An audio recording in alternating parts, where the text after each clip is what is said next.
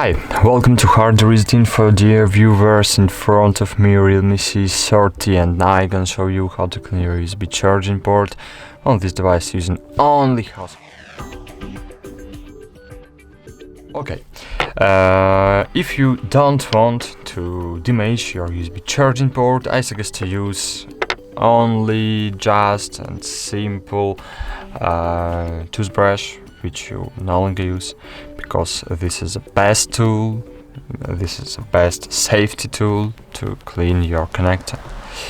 Okay, as you can see, there is something in my charging port that's preventing the charging cable from going all the way into the connector, and now we are going to try to clear it. To clear it, firstly take the brush in your hand, take off the cover if you have, and insert the one part of the brush into the connector. Then just pry the dirt out. It's easy. Trust me, guy. Okay,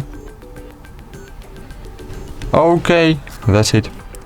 Thanks for watching. Like this video, subscribe to our channel, and bye. See you.